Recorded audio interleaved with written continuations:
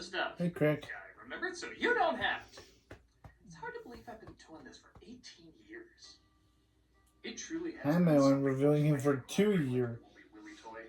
But seeing how we jump from platform to platform, yes, there was a time when I was too dangerous for YouTube. The format of the show has changed a lot too. In the old days, I was limited to about 10 minutes per video, so I couldn't go into as much detail as I wanted, or even go scene by scene as I do now. Even when that limitation started to lift, I still kind of stuck to that format until I found a style I was more comfortable with. And even that's changed a bit over the years.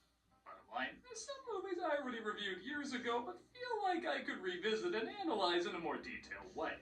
Give it a bit more of a fair shake. So because of that, I'm starting a new segment called Review Revisit What Was That? You're so out of ideas that you have to go back and do old reviews again. You become your own live-action Disney remake. No. Besides, there's other segments that you haven't even gone back to. Bumper to Bumper, arcade adaptations, career dive. I don't want to do this. Do what? I always talk about my insecurities about what people are going to think into a straw man. I don't want to do that. Funny you should mention that. My internal organs are actually made of straw. My father used to be a scarecrow. No, don't tell me your backstory. Don't even tell me your name. Why not? Because I'll be tempted to turn you into a reoccurring character. I just want to go over some old reviews once in a while. Maybe it'll be a regular thing, maybe it won't. Maybe I'll do it a lot, maybe I'll never do it again. I don't know, but I should presume what the audience is going to think either way. You know, I'm very similar to that douchey nitpick character you made years ago. I know, I wrote you to know. Even this breaking the fourth wall within breaking the fourth wall is kind of I weird. remember. Just I want to remember talk that about a too. movie I feel like I could go in more detail about. Yeah, well, which one are you gonna do that you think won't piss people off? I was thinking about the first Pokemon movie. We are here today to pay respects to our fallen dead. You act like this is my first funeral for a video. Let's go!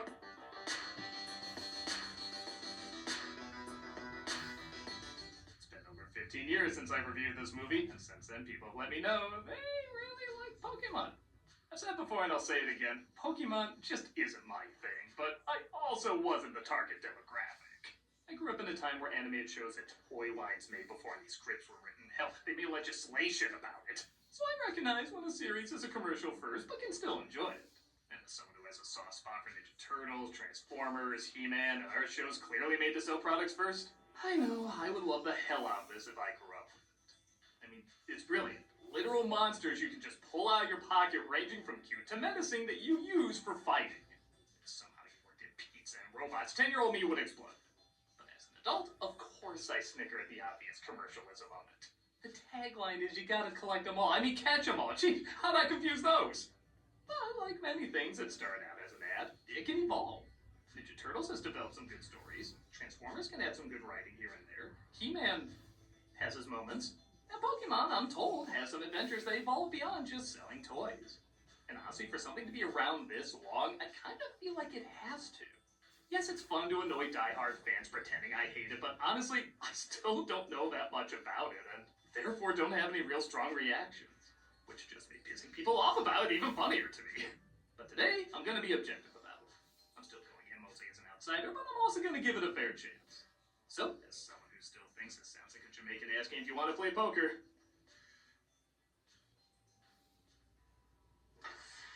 let's take a look at, again, Pokemon the first movie. Oh, don't fart, nice. Actually, we're inside the cell of Mewtwo, a powerful Pokemon created by scientists trying to make a clone of another powerful Pokemon named, you guessed it, Mew. We use the most advanced And techniques since to this film is develop now muscle available to strength. watch on Pokemon TV, this film is now available to watch for free. That's a really cool shot. Am I only a copy? This cannot be my destiny. No escaping that from me! So I'll just say it, even though it's probably a coincidence, Mewtwo is basically Shadow the Hedgehog. Who was created around the same time. You could easily say they're both just utilizing a lot of popular anime tropes, but the similarities are amusing. He's a clone made in a lab, breaks out, doesn't know where he belongs, is vengeful, has a Keanu Reeves type voice, even befriends the daughter of a scientist who ends up dead. Now that last part doesn't ring a bell, that's because that was in the original Japanese version. You'll find there's an all-you-can-eat buffet of differences between the American and Japanese versions. Some we'll dive into, some we won't, but bottom line, these changes were made because 4Kids and Warner Brothers thought the plot to the original was too adult. Considering anime, that's not surprising. Look how they did the original Escape from the Lab.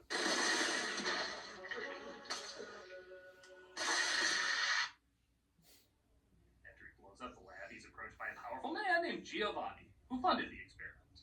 I'll show you a way to focus your powers that will make you invincible. Show me. Well, that flowed naturally. Destroy all scientists. Come with me, I'm a scientist. Okay. Learn to use them to accomplish your purpose. What is that? Patience. Your purpose will become clear. Trust me, it'll become clearer. They train him against other Pokemon and discover he is indeed powerful. Maybe even more powerful than the one he was cloned after. But, see if this sounds familiar. He doesn't know what his purpose is, doesn't like being controlled by scientists, and blows up the lab. Didn't we do this yesterday? So while in both versions Mewtwo goes through an existential crisis, in the Japanese version he feels no value because he's a copy of something else. So his logic is if he becomes more powerful than the original, maybe he'll justify his existence. Warner said though he was too sympathetic and complicated for kids to see as the villain because blowing up a lab full of people not once but twice wasn't enough. So they tossed in as well he wants to, you guessed it, take over the world. Of course. This is already one big callback, why not? Of course! We then cut to our leads, Ash, Misty, and Brock, as the narrator awkwardly reminds kids who know who they are, who they are. And this was done so grown-ups taking their kids to the movie would apparently get sucked into the story easier. As a grown-up, I can say, that didn't work. As always, Ash is determined to become a Pokemon Master, and as always, he's ready to endure any hardship. And as always, I'm their stalker, hiding in the bushes, saying out loud everything I see. Oh no, they spotted me! Back to my home where I'll uncomfortably look up more questionable material from this show. Let's have a match.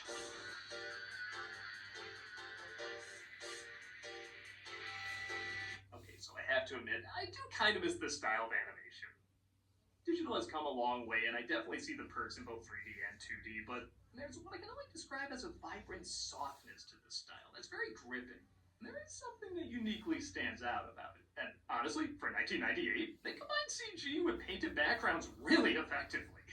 Like, half of it you wouldn't even know was CG until it starts moving. I'll concede the film does look a little better than I remembered. I'm afraid you're gonna lose this one. They get challenged by another Pokemon trainer, and of course, they end up playing their theme song while they fight.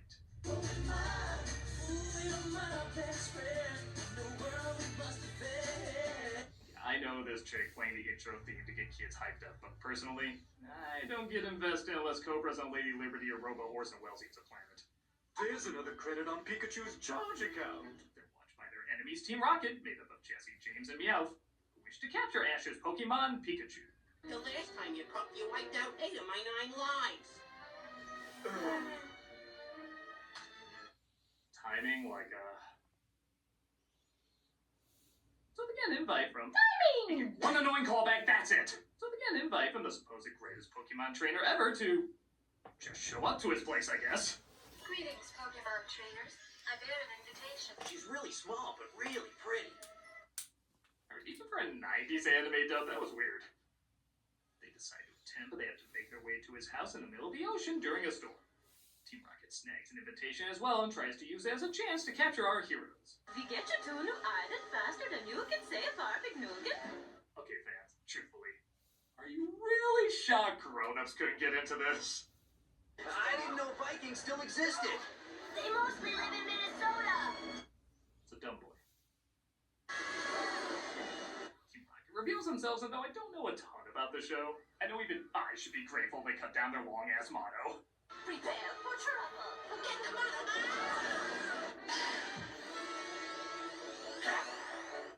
Was that the Three Amigos salute?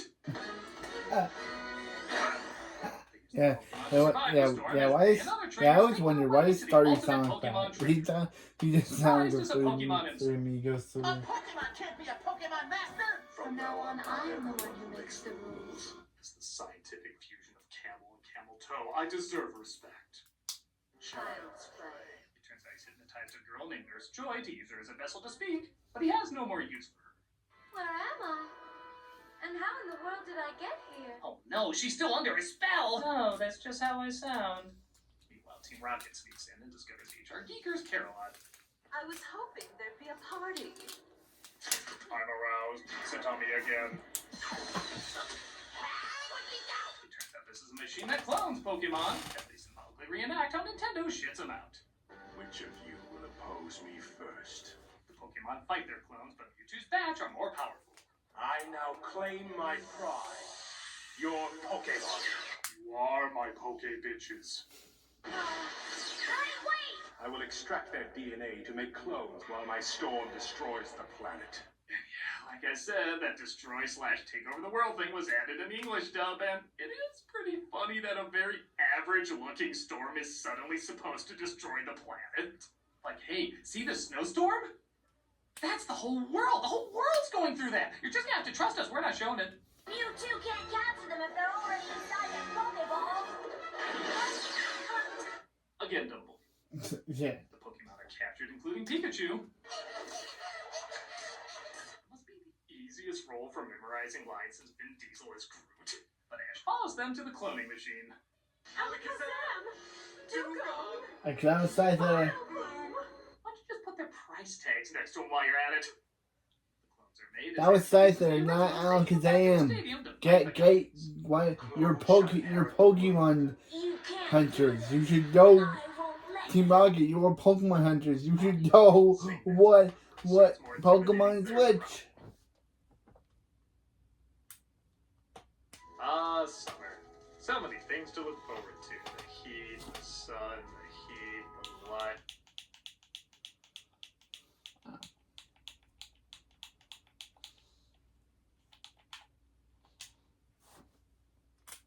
And she has a brilliant plan to stop the powerful Poke God. Punch him. Is he cooler in the show? Because he's an idiot here. And the original Pokemon himself, Mew, shows up. Finally we meet. Now I will prove that Mewtwo is better than the original. Hey, listen to me. I'm the only one who doesn't have to match mouth movements so I can give an okay performance, and you will respect that! Mew and Mewtwo. So Mewtwo was cloned from Mew. Yes. I haven't been this surprised since I found out Terminator 2 was a sequel to Terminator. Did you read any of these lines after you wrote them? So, I think Mew is supposed to be like a Tom Bombadil type, where he's super powerful but doesn't like doing anything violent. I think, again, they don't explain it that well. But that said, it is pretty funny seeing this cute little thing slam Mewtwo into the bleachers. Mew says you don't prove anything by showing off a lot of special powers. Pokemon's real strength comes from the heart. That's a good point. Oh, sorry, counter from a minute ago? Well, let's hope that whatever hypocritical dialogue is to follow. Yep, I think you all know what's coming. Just about everybody's biggest problem with the movie, even the people who like it. The bizarre anti-fighting message in a franchise that is primarily fight-based. Pokemon aren't meant to fight. But- Not like this. This just proves But that that's fighting is what they wrong. do. And it isn't I've like they just seen this mentioned movie, in but it passing doesn't lines. make They any keep their sense. message in the last third almost as I've many seen this times movie as the multiple Barbie times, movie does. and this still doesn't make any sense. They fight, What can come out but of they it? aren't, Nothing but but peace. they aren't supposed. Pokemon to battle this way. Someone's gotta take a stand and refuse to fight. Maybe if we started looking at what's the same instead of what's different, who knows? There's a solid 5 minutes of nothing but that. And in a movie that's an hour 14 long, that's a fair amount of time. It doesn't help either that while this is supposed to be emotional, a lot of it is very unintentionally funny. Like the pop song that so doesn't match, it sounds like it should be played at a mega church.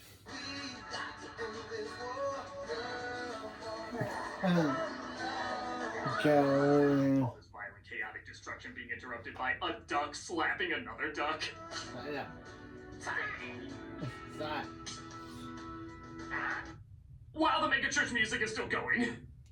And I'm sorry, all these years later, Pikachu beating the crap out of himself is still one of the most laugh out loud things I've ever witnessed.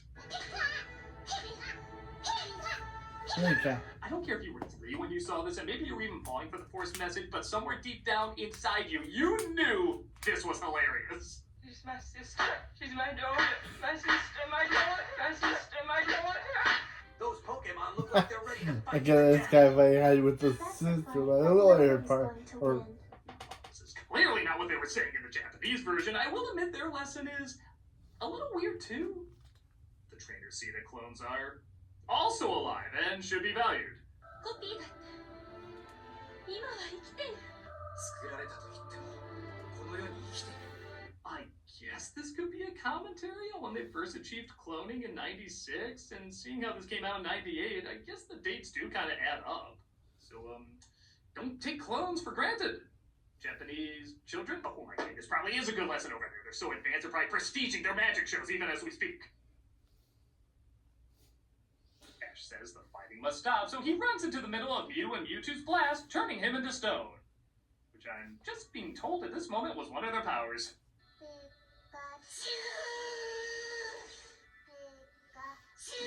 The moment where everyone all cried because Ash died. That actress recording that line.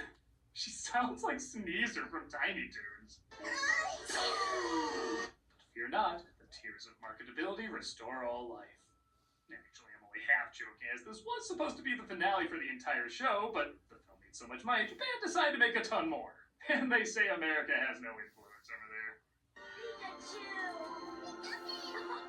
Again, to the credit of the original, they do at least say earlier Pokemon tears are full of life, so there's at least a hint of an explanation there. But this one that's never mentioned, so they just cry and that Frankenstein's them back to life. Oh, might also combine with magic moonbeams to understand dolphins, but that's common now. Not until they set aside their differences did I see the true power they all shared deep inside. Let us utilize this new discovery to create groundbreaking medicine, or we never mention it again. Also an ethical option. It is what you do with the gift of life that determines who you are. Mewtwo is so touched by this display, they decide maybe he And won't. he take decides over the to world. make Yeah, it's more of a everyone side forget hobby the thing. entire adventure. Kind of. Where are you going? At least in the sequel, when Mewtwo returns, he allows Ash So well. to keep his memories of that adventure. Franchising tool. Mewtwo, I guess as a gift, takes them back in time and erases their memories of any of this ever happening. Because that is also a power he has now. Pokemon Treatment Center will be open as a shelter. Anyone who needs a place to stay should come with me. So, not only could you have gone back in time to not kill all those scientists, but that half-assed message about fighting being so bad is now completely forgotten by everyone. I guess I should be upset, but let's be honest, they weren't going to stick to that lesson even if they did remember it. Highest grossing anime in America, y'all! Hey guys, how did we wind up in this place anyway? Well, I guess we're just here because we're here. Even if their memories weren't wiped, I'd be like, yeah, that sounds like typical dialogue from this team. Many strange legends surround the mysteries of Pokemon. Just as many adventures await our young heroes as they continue on their quest. Oh, and something about fighting bad? I don't know. Check out Mewtwo on Super Smash Bros. A literal fighting game. Fighting bad. Buy our fighting game, Fighting Bad. This is still not a good movie. Big shock, I'm not the only critic who thinks that, and I guess the fan reaction is kind of mixed. There's people who like the nostalgia and fond memories of it and how bright and colorful it is. But there's others who are still pretty pissed they changed so much from the original because they felt like their audience wasn't smart enough to follow it. I certainly can't say I hate this movie by any means. Like I said, if I grew up with it, I would probably like how creative and odd and well animated it is. There are elements of an existential struggle in there, but the commercialism and hypocritical message overrides all that without enjoyably embracing its commercialism like some other product movies. The Japanese version seems a little all over the place too, but at least there's an attempt at ideas and complex emotions for a kid show adaptation. It's not a good flick, but I can see a few decent things in it at least. I don't think anyone ever took it too seriously, so I'm not that concerned about kids getting mixed messages. But I think it's pretty clear this is an American adaptation of a Japanese movie we're clearly not catching all of. And sorry we didn't get to do too much with you, nameless character. Strawman. Damn it! That's your name, isn't it? Yep.